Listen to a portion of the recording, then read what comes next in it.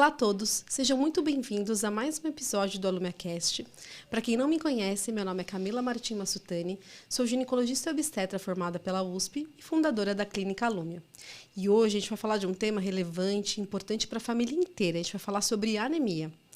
E para esse desafio, eu trouxe uma amiga muito querida, a hematologista que eu encaminho todos os meus casos, doutora Elisabetta Saxida Colombo, e é um prazer enorme tê-la aqui comigo. Seja bem-vinda. Ah, querida, prazer é todo meu.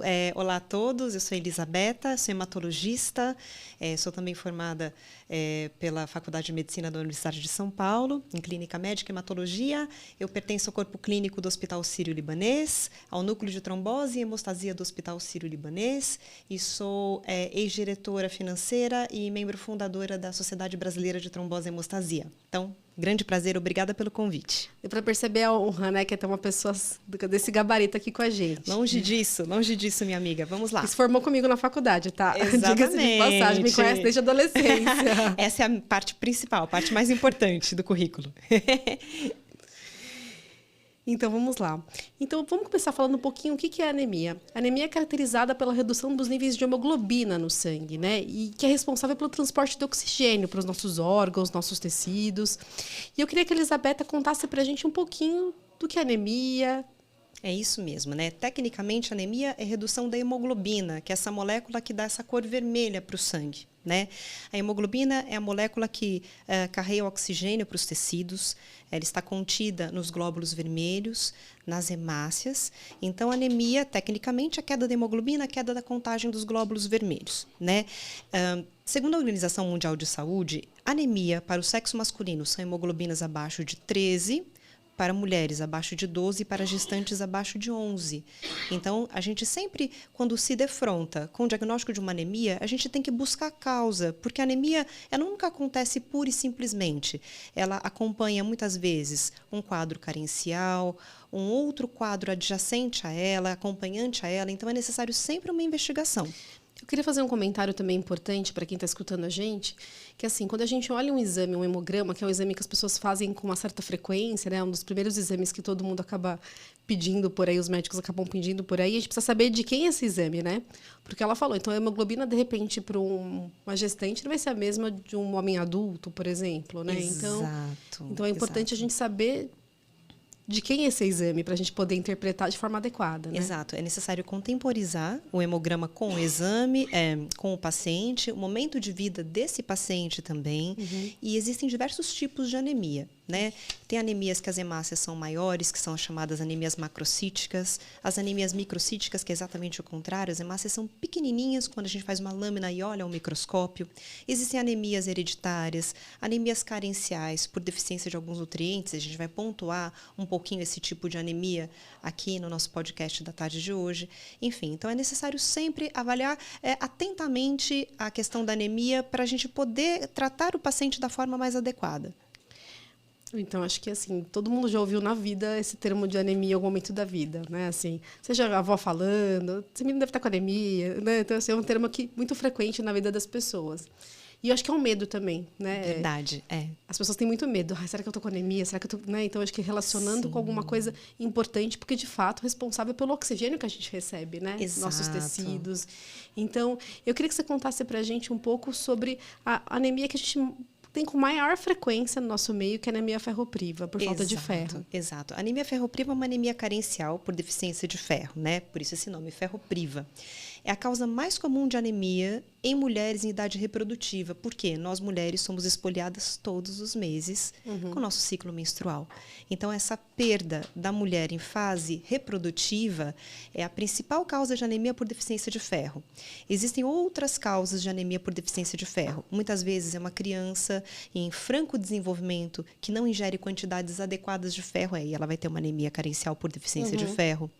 Idosos que muitas vezes têm algum sangramento no intestino, seja por uma malformação vascular ou mesmo um tumor oculto. Então, nesse caso, é mandatório a gente fazer exames endoscópicos quando existe anemia por deficiência de ferro a partir da terceira idade, principalmente.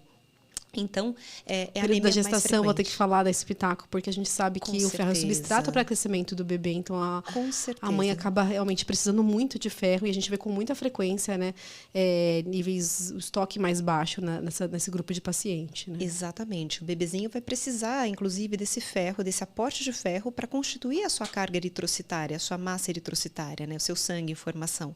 Então, a mãe ela vai precisar de uma boa alimentação e de uma suplementação, muitas vezes, para garantir que não só o oxigênio chegue de forma adequada pela placenta, para essa criança crescer adequadamente, mas também para fomentar o ferro, Sim. que é nutricionalmente super importante para o desenvolvimento dessa criança, né? Desse feto. E as parasitoses intestinais podem ser causa de anemia também, né? Podem também, menos comumente no nosso meio, mas sim as parasitoses podem causar espoliação por ferro, há uma perda sanguínea nas fezes, por uma inflamação do intestino, não é? A mucosa intestinal fica muitas vezes lesionada pela presença de parasitoses, né? Então isso tem que ser lembrado também.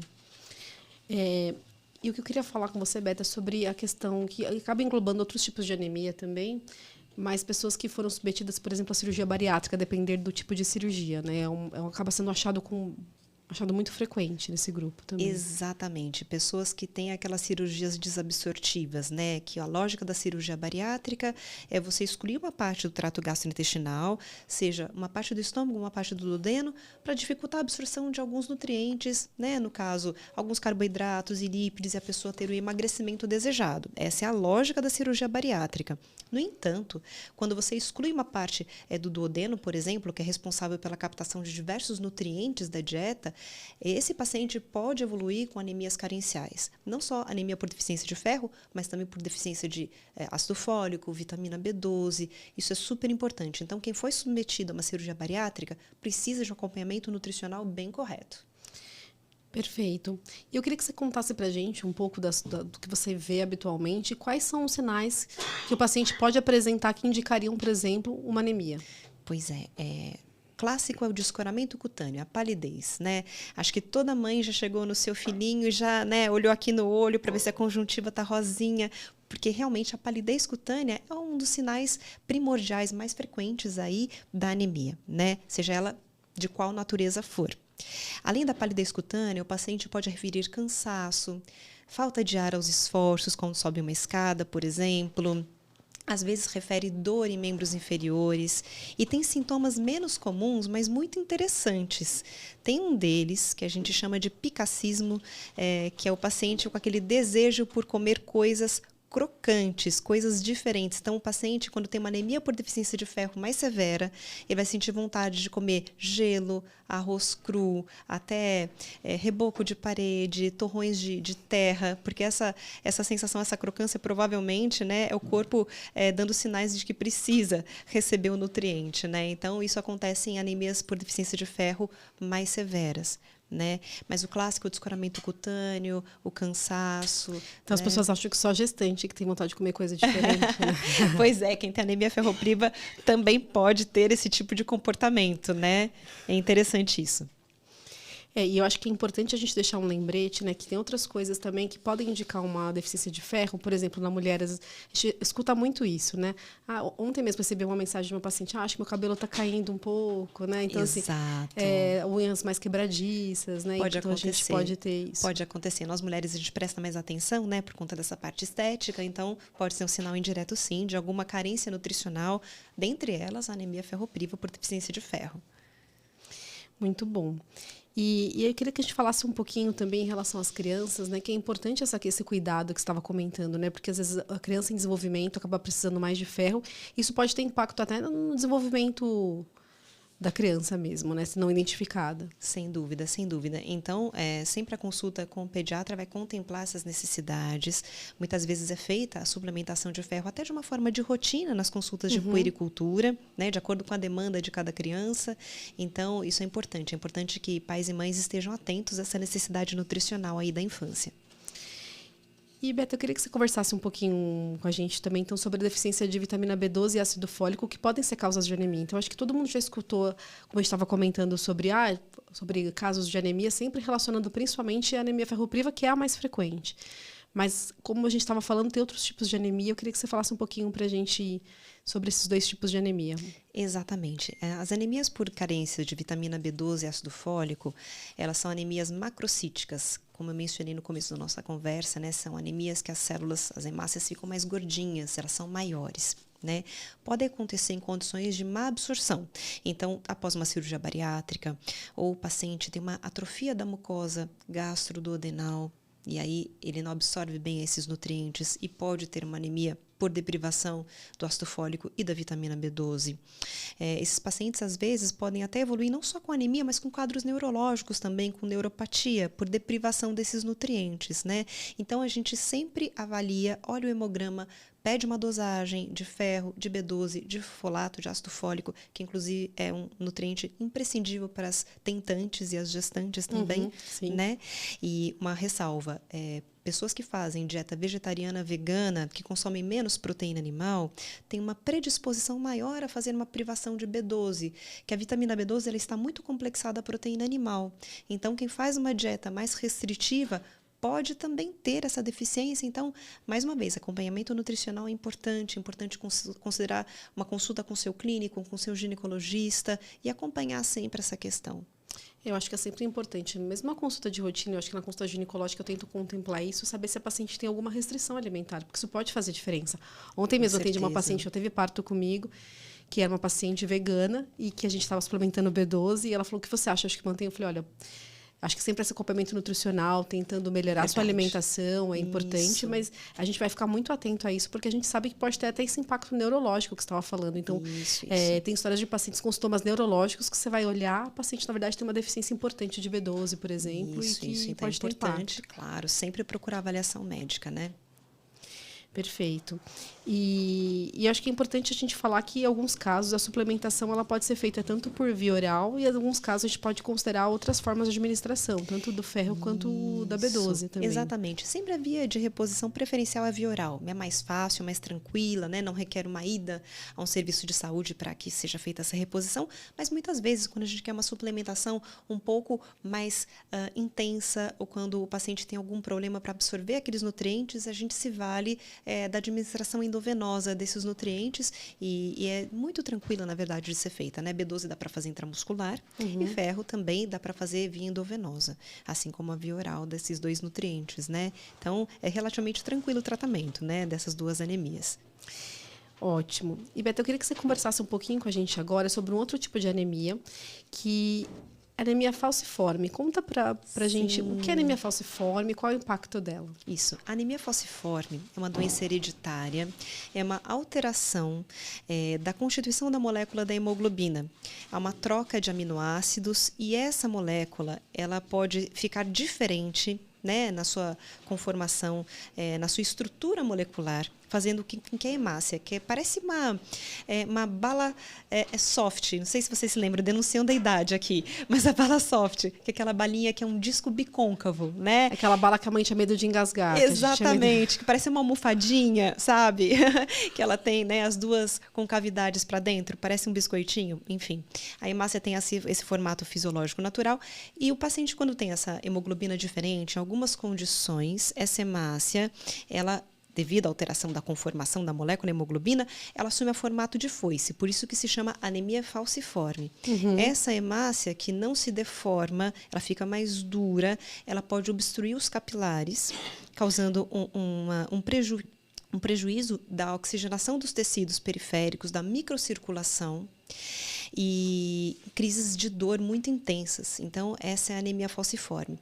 É uma doença que é relativamente comum no nosso meio, porque na população brasileira nós temos tanto afrodescendentes quanto a população mediterrânea, nós temos uma população miscigenada, e esse gene foi conservado nessas 2 etnias. Então, é muito frequente a gente encontrar pacientes com hemoglobinopatia SS, que é o nome da anemia falciforme, outro nome para anemia falciforme. Já o traço falciforme é quando o paciente tem 50% dessa hemoglobina diferente.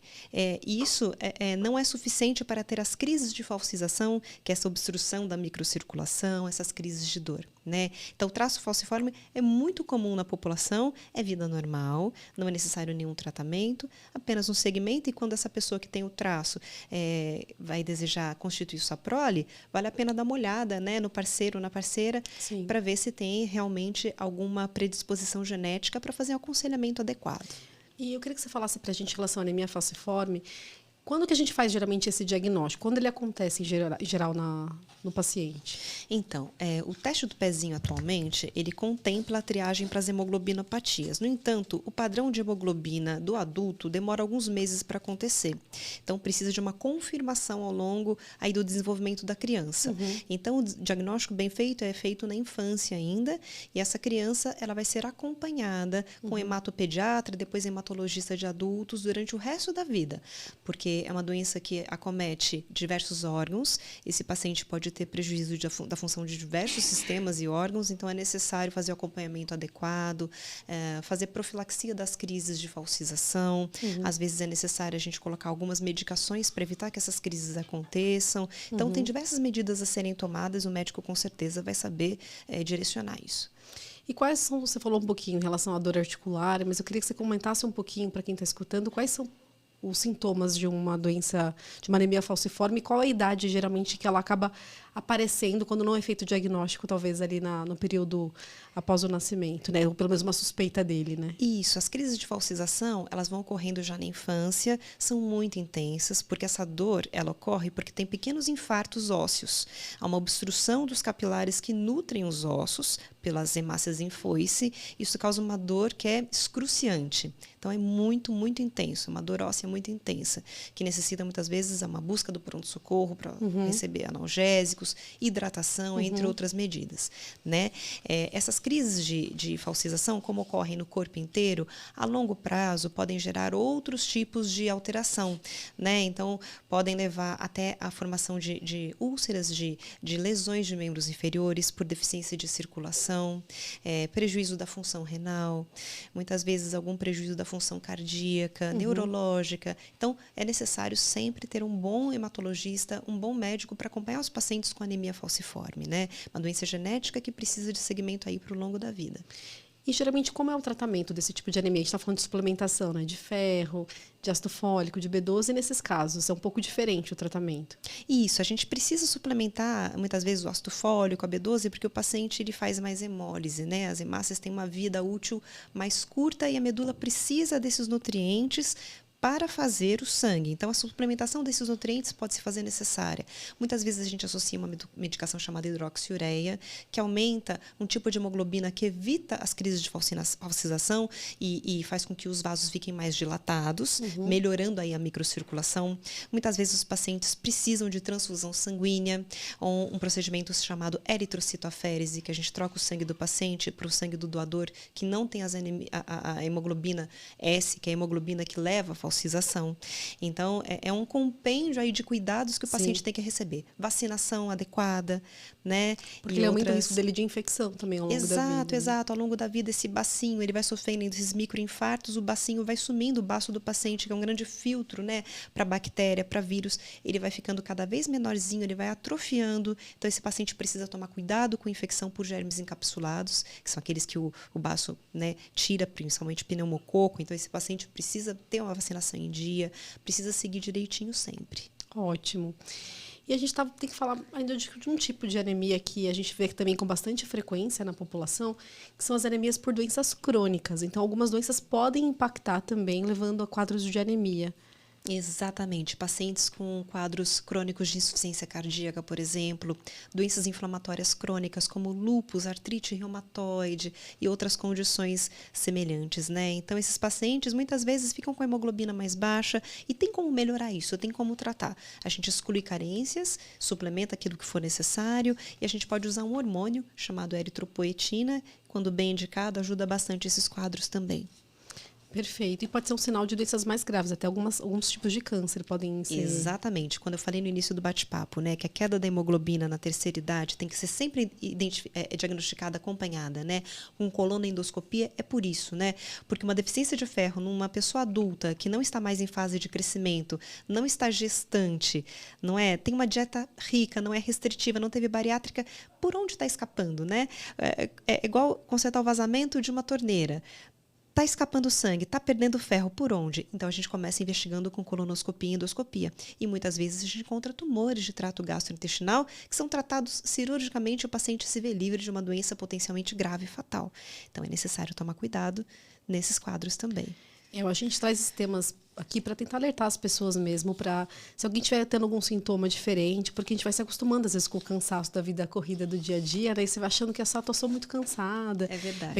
Recentemente eu tive um caso, uma paciente tinha uma anemia importante, e ela chegou, não, eu estou muito cansada, eu estou trabalhando demais, e ela tinha uma anemia significativa. Então, a gente não deve subestimar os sintomas que podem impactar do ponto de vista neurológico, e impactar no dia a dia, impactar no trabalho, né? Impactar em uma série de coisas que poderiam ser evitadas se tratadas corretamente de forma adequada, ou até mesmo alertando para doenças ainda mais graves, como, por exemplo, alguns tipos de câncer que a gente estava falando, que poderiam ter um diagnóstico mais precoce, né? Com certeza. E quanto antes a gente descobre e trata, muito melhor, principalmente no contexto de uma doença oncológica, né? E muitas vezes a paciente ou o paciente sente que está cansado, mas é uma mudança do padrão de cansaço. E às vezes essa mudança é tão lenta e gradual que a pessoa não se dá conta o quão comprometida ela está, né? Então é necessário sempre procurar ajuda. Nossa, piorou a concentração no trabalho, estou mais cansado, estou com dor na perna, estou mais pálida. Acho que vale a pena sempre uma consulta com um bom clínico para ver o que está acontecendo. O que eu queria reforçar um pouquinho, que a gente falou sobre alguns tratamentos da anemia, falando sobre suplementação e tratamentos até específicos no caso da anemia falciforme. E a gente falou um pouco da alimentação, mas queria que a Beta reforçasse um pouquinho sobre os tipos de alimento que são importantes nesse processo, né? Lógico, respeitando a individualidade de cada um. Tem alguns pacientes que não vão consumir alguns tipos de alimento, a gente respeita, mas tem que ter um olhar redobrado de coisas que podem, né, de fato, substituir esses alimentos que o paciente não consome. Com certeza. A gente tem, na realidade, fontes de B12 abundante, né? Proteína animal. Então, as carnes, ovos, para quem não consome carne, tem essa possibilidade também. Ferro está bem disponível também nas carnes, não somente a carne vermelha, mas carne branca também contém ferro. Um pouquinho menos, né? Mas contém. E para quem não consome, os feijões, os grãos, as leguminosas. Então, feijões, ervilha, lentilha. Dá para ter uma boa dieta. Agora de um caso que foi bem interessante, uma paciente minha super antiga, que ela tinha uma dieta vegana, vegetariana, não me lembro ao certo, mas ela não consumia carne vermelha. E aí os exames dela estavam bons, mas uma dificuldade sempre de reposição de ferro, de suplementação, sempre em cima da suplementação de ferro dessa paciente, cuidado com o nutricionista e tudo mais. E aí depois ela voltou, aquele check-up de um ano ginecológico, né? E ela falou, doutora, você não sabe, voltei a comer carne. Tô comendo muita carne. Inclusive tem um restaurante ali perto da sua casa, que ela sabe onde eu moro, que olha essa mulher aí, uma figuraça. E aí eu falei, tá bom, vou ver seus exames como que estão. Realmente, o ferro dela estava muito melhor, mas o colesterol tinha piorado muito. Eu falei, vamos tentar entrar no equilíbrio aí, vamos tirar vamos parar de ir nesse restaurante, que eu tô achando que ele é um pouco gorduroso demais. Exatamente. Tem jeitos e jeitos da gente preparar, né, a carne para o consumo. A carne vermelha realmente é uma carne que entrega mais gordura, né? Então, uma dieta balanceada é o segredo, né? A gente consegue ter o melhor dos dois mundos, consumindo com moderação, né? Não precisa comer churrasco todos os dias, mas uma carninha magra, grelhada, vai ajudar. Sim. E seu marido que me diga, né? Exatamente. Que é um churrasqueiro de primeira, né? Churrasqueiro de primeira. Muito bom. E tem alguma parte da carne que você orienta em relação a ter uma melhora dessa disponibilidade desses nutrientes? Bom, na realidade, as carnes que são aquelas que são extraídas próximas aos ossos, né, são geralmente mais ricas em ferro. Tem aquela história, né, consumir bife de fígado, que é o terror da infância, né, de muita gente. Ai, eu odeio fígado, mas minha mãe me obrigava a comer fígado para não ficar com anemia. Realmente, o fígado tem uma reserva importante, grande de ferro, mas não precisa consumir fígado para evitar uma anemia por deficiência de ferro ou para tratar uma anemia por deficiência de ferro, né? Inclusive o fígado dos animais, né, dos bois, acaba tendo ali uma concentração maior de insumos utilizados como antibióticos, hormônios e outras coisas para pecuária, né? Enfim, então não precisa, dá para ter, na realidade, um pouco mais de conforto na dieta se realmente não for a preferência do paciente. Vegetais escuros também são ricos em ferro. Só que o ferro que está nos vegetais escuros, nas folhas, couve, brócolis e por aí vai, é um ferro que é menos biodisponível do que o ferro da proteína animal. O que isso significa? Ele é absorvido menos avidamente. Tem ferro, mas não é tanto e também não é absorvido de uma forma tão ávida. Então, a proteína animal ainda é uma fonte importante para a suplementação de ferro nas dietas, mas a gente tem alternativas confortáveis aí para a gente oferecer aos pacientes. E tem alguns alimentos que, se consumidos junto nas refeições, podem impactar nessa absorção de ferro, por exemplo, ou melhorar essa absorção desses nutrientes? Então, tem aquela história, né, que quem consome muitos derivados do leite pode ter uma dificuldade na absorção do ferro, né? Tem aquela história de tomar um suco cítrico antes da refeição na suplementação de ferro para facilitar a absorção. Os nutricionistas, em geral, costumam orientar essas condutas. Algumas farinhas também que a gente consome tem complexo B, né? Se a gente comprar farinha para fazer um bolo, vocês vão ver ali no rótulo que ela já tem suplementação de complexo B também. Então, por tabela, você já está nutrindo aquele paciente, repondo eventualmente.